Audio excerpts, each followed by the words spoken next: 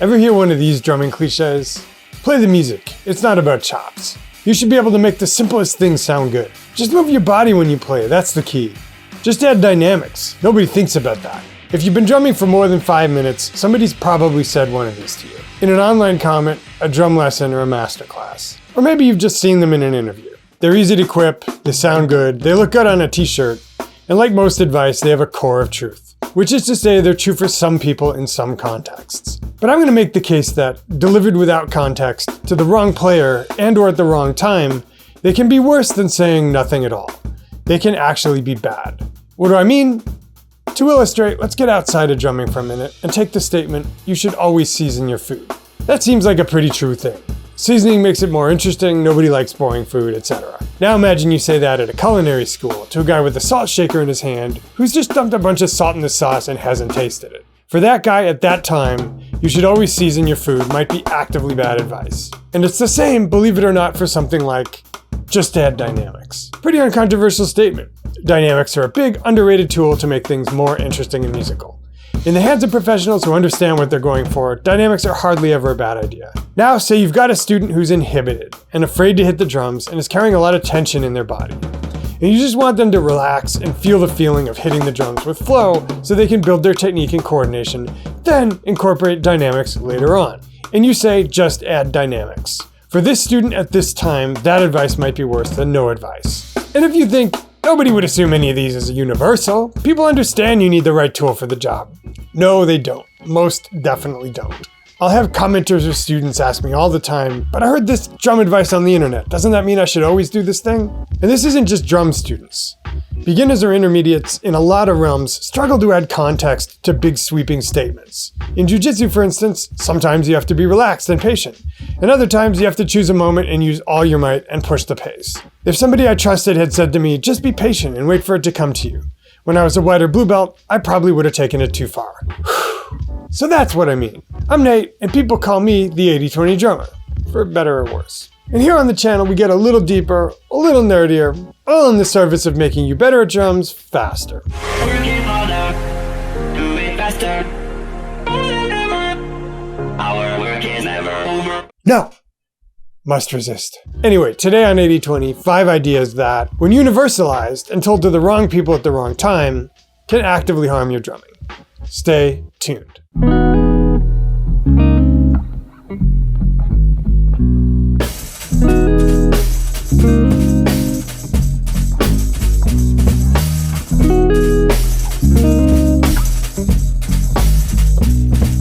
And folks, if you watched all the way through that exposition through the channel theme and you're still watching, you might be one of us. And that's lucky because today's video is brought to you by me, the 80/20 drummer. And if you've been looking for a hot minute, you might be ready to study with me. And luckily, we have a bunch of ways to do that. From my top tier one-on-one coaching to my group coaching to my self-directed courses. We've seen a lot of students make transformations in their playing in just 6 months, and I can't even take credit. It's due to their own efforts. But maybe I sharpened them on the way a little. Anyway, we only open those programs a few times a year, and we only open them up to our list. So if you'd like to get on the list, just click the link below the player and enter in your best email address on the next page. And for your efforts, we'll send you a free drum course. All right, on with the lesson. Bad drumming idea 1, just feel it. Who's heard this one? I get this in 2 primary places. First, when I'm talking about groove and I'm getting into any kind of depth, to say, you're overthinking it. Just move your body more, you have to feel it to groove. Secondly, if I'm talking about soloing or how to play like the great soloists, they'll say, you just need to play with more raw emotion and intensity. First, the throat clearing. Obviously, both of these are true in some contexts, and good advice for some players. Recently, I recommended that a student who's been practicing technical licks for a couple of months put on some noise-canceling headphones, put on a podcast or comedy special or something, and deliberately take his conscious brain out of the loop and try to just feel it. For that student and some others, if they've mastered some technical stuff and I want to see them manifest some rawness, I'll advocate they put on some tarmac earmuffs and hit harder. Sometimes I'll challenge them to be sloppy. Some of our favorite players are compelling because of their imperfections, and because they manifest emotional rawness instead of cold technique. So why is this bad advice for some people in some situations? Those of you who know the channel will go, oh boy, here we go again, but think about language. Say you're a native speaker of your language, and you're giving a wedding toast, and you're too worried about the perfect wording. Somebody might reasonably say, try to feel it more. Don't worry too much about messing up. And indeed, that more raw, authentic wedding speech will probably communicate more than the exquisitely worded one. Presuming the person speaks the language. If they don't know many words in the language, telling them to just feel it and let the rawness out probably results in gibberish. And here's my favorite Homer Simpson meme. It's the same with drums, depending on your goals. If you're trying to play clean, clear phrases that sound like they were written down and you practice them, except you're improvising, you need to learn what my friend Jacob Evans calls words and sentences first. And learning to flow, to use the word everybody uses, but which, to my mind, Jacob was among the first to use to describe this specific thing, is a process of building up a little vocabulary, getting it clean, workshopping it in with other stuff you already know, then practicing letting go and feeling it. With groove, there's a lot more I could go into, but basically unless you were playing with high-level musicians from a young age, you probably don't feel time perfectly accurately. Which means to make it danceable to the audience, you need to fine-tune your perception of time in the moment. Meaning, you need to calibrate your instincts before you use your instincts. Then, you can and should feel it. And if somebody was too in their head about groove but had great time, that would absolutely be great advice. Have I bored you enough? Okay, on to number 2, and I promise the rest of these will move faster. Bad drumming idea 2. Chops are always at the expense of groove. If you've been around drumming for more than 5 minutes, you've heard some version of this. This or that drummer was great because they didn't play any chops, they just played for the song. As if those things were mutually exclusive. Kernel of truth disclaimer, of course you should always play whatever makes a song sound best. And for certain drummers, the idea that, hey, you don't need to feel like you need to get your chops out every second. You can relax and nobody's going to think you're worse if you play something simple, is good advice. But what about when chops are what the song needs? Nobody ever faults Keith Moon for pulling out his chops. They usually just say, oh well, he knew how to play chops musically. But he disproves you're universal. You don't get to move the goalposts. Keith and Bonham played for the song, and sometimes that meant getting their chops out. The other common misconception is that drummers who chop don't know how to groove. All it takes is a couple counterexamples to prove that's obviously false. Take Eric Moore, one of the drummers most universally associated with chops in the past few decades.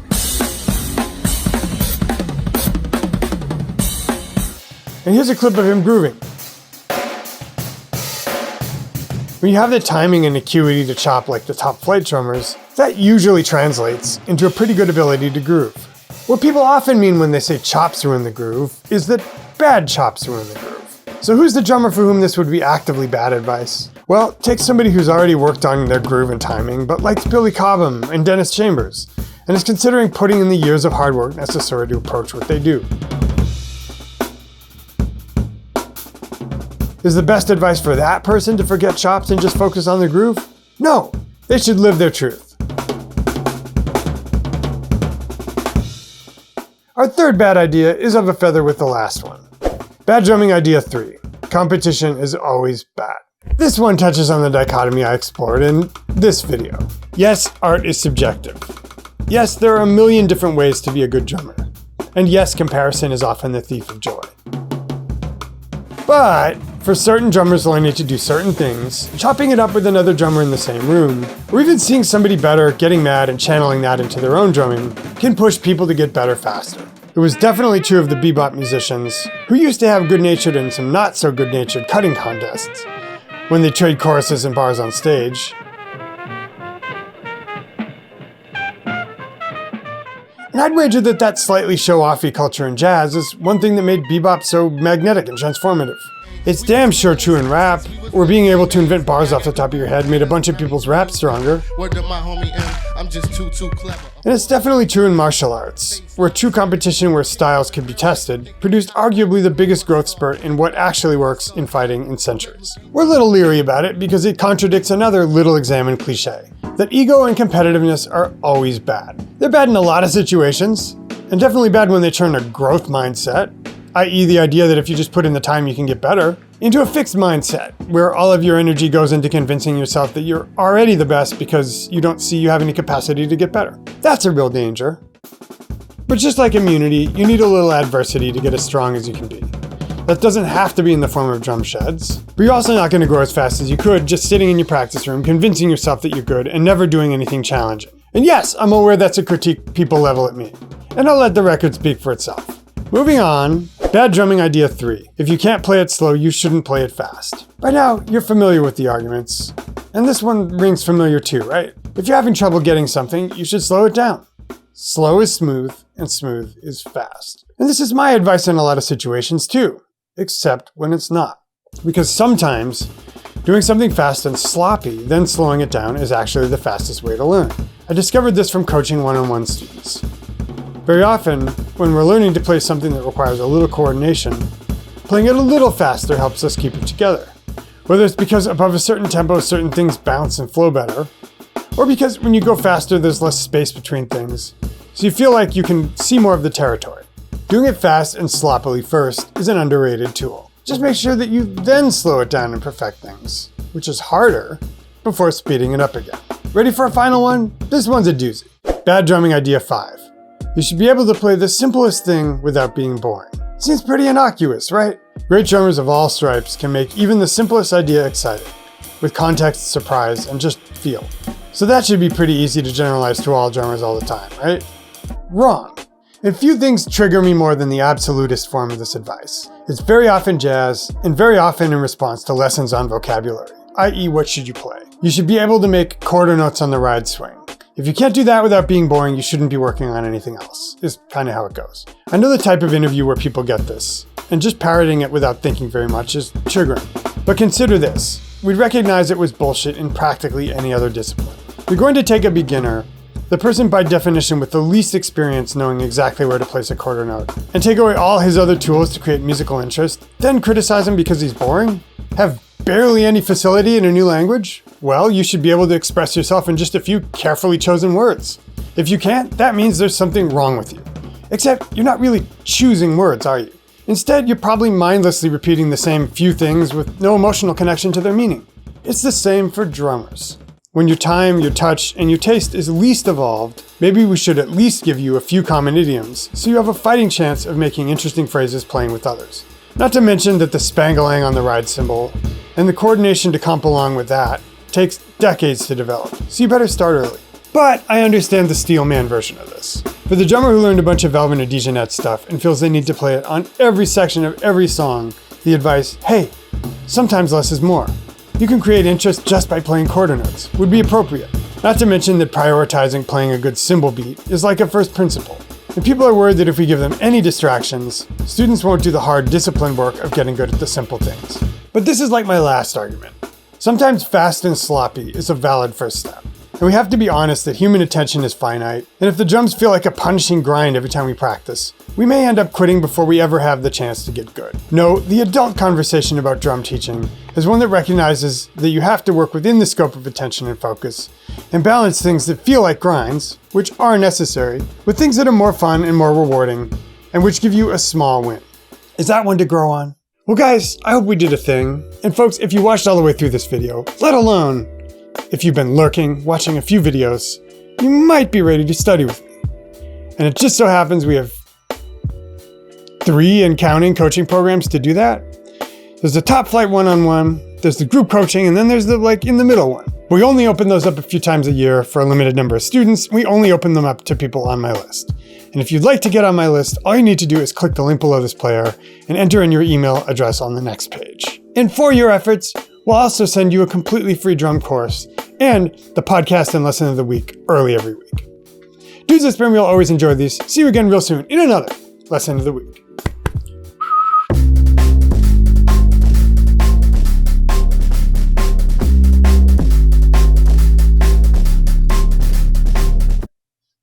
You fucking kidding me right now? Are you actually actively kidding me? Are you engaged in kidding? Are you currently committing the act of kidding me? I don't like that.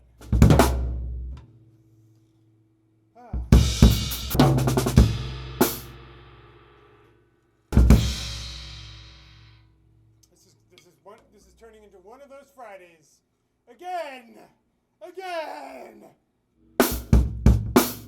How much do I have to cover? I think that's enough. I think that's fucking enough. Yeah, that's enough. There you have that! And folks, if you watched all the way through, thank you.